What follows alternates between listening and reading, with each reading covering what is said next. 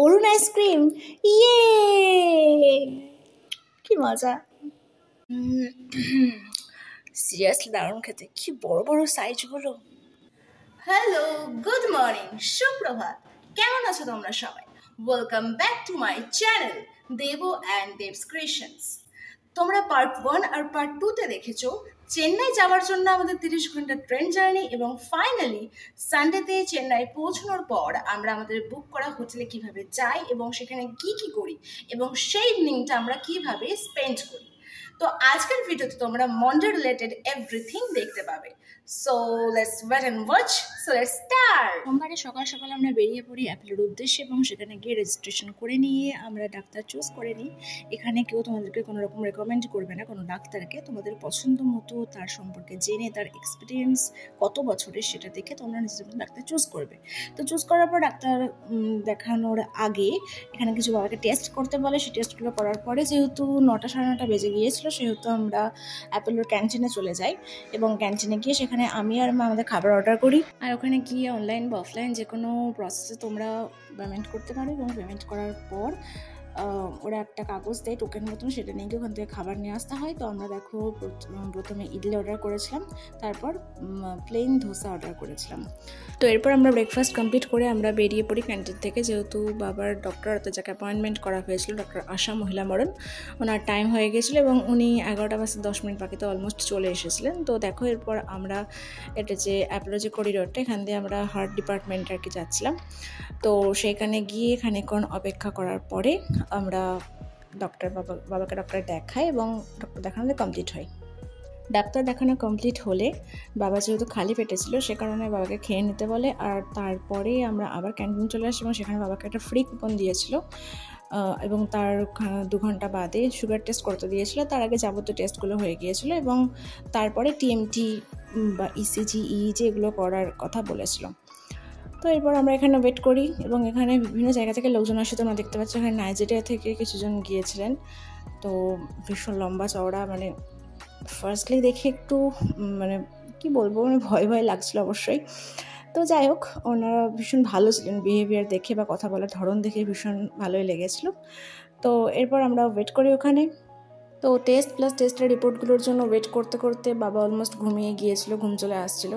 আর আমিও বসে বসে, আমার মা বসে বসে পা দুলাচ্ছিলাম, কিছু করার ছিল না, প্রচুর টাইম লেগে গিয়েছিল।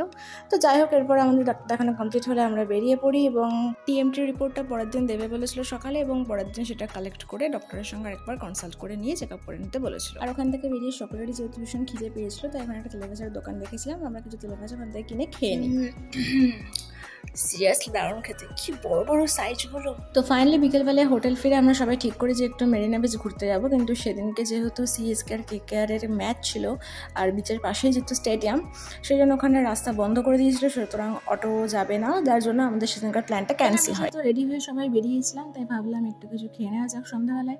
তাই কিছুটা এগিয়ে এখানে একটা দেখো ফাস্ট ফুডের দোকান পাই। ফাস্ট ফুডের দোকানে এখানে আমরা চিজ স্যান্ডউইচ আর মোমো অর্ডার করেছিলাম।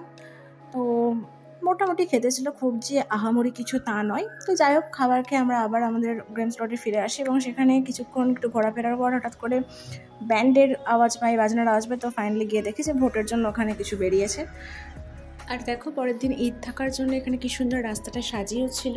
এরপর ওখানে ঘোরাফেরার পর আমরা হঠাৎ করে জলসাজতে যাওয়ার সময় যেরকম আমরা ব্যান্ড দিয়ে বেরোই সেরকম আওয়াজ পাচ্ছিলাম। তো এখানে বেরিয়ে দেখি যে এখানে খুব সুন্দর জলসাজতে যাচ্ছিলো ওই টাইমটাতে, সন্ধ্যাবেলা। আমাদের এখানে তো সকালবেলায় বা ভোরবেলায় যাওয়া হয়, বাট ওখানটাতে দেখো এই টাইমটাতে সন্ধ্যাবেলার দিকে কি সুন্দর ওরা জলসাজতে যাচ্ছিলো।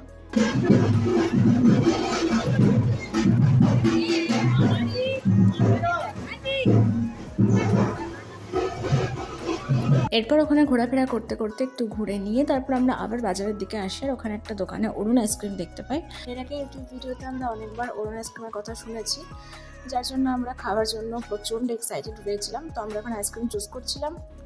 অরুণ আইসক্রিম, ইয়ে কি মজা। তো একসাথে এতগুলো আইসক্রিম পেয়ে, আর সেই সময় ভীষণ গরমও ছিল, তাই জন্য আনন্দে আত্মহারা হয়ে এখানে ভিন্ন রেঞ্জের আমরা আইসক্রিম কিনি, 5 টাকা, 10 টাকা, 15, 20 বিভিন্ন রেঞ্জের ছিল। তো চকলেট, বাটারস্কচ, ভ্যানিলা, স্ট্রবেরি বিভিন্ন ফ্লেভারে পেয়েছিলাম। দেখো একটা তরমুজের মতো দেখতে আইসক্রিমগুলো ভীষণ ইন্টারেস্টিং ছিল দেখতে। আমাদের সাথে সাথে আমাদের বাবা মারাও খেয়ে ভীষণই খুশি হয়েছিল, যার জন্য পরের দিন আমরা আবার কিছু আইসক্রিম কিনেছিলাম। তো এরপর ওখানে দাঁড়িয়ে থাকাকালীন ভোটের জন্য আবার কিছু গাড়ি, পুলিশের গাড়ি এরকম বেরিয়েছিল, যার জন্য আমরা ওখানে সেফ হবে না থাকাটা মনে করে ফিরে আসি। এরপর আমরা রাত্রিবেলায় আবার ডিনার করতে চলে যাই। তো যে হোটেলে কালকে গিয়েছিলাম সেইখানেই গিয়েছিলাম। তো সেখানে নর্মাল ভেজ অর্ডার করেছিল আর আমরা রুটি আর ডিমের ঝোল অর্ডার করেছিলাম। আর খাবারের কোয়ালিটি ওভারঅল একরকম ছিল, খুব ভালো বা খুব খারাপ তাও নয়। এর পরের ভিডিওতে তোমরা দেখতে পাবে, যেহেতু তোমাদেরকে 3টে হোটেলের কথা বলেছিলাম, সেগুলোর মধ্যে কোনটা বেস্ট ছিল সেটা তোমরা পরের ভিডিওতেই জানতে পারবে। টিল দেন ওয়েট করো অ্যান্ড থ্যাংক ইউ।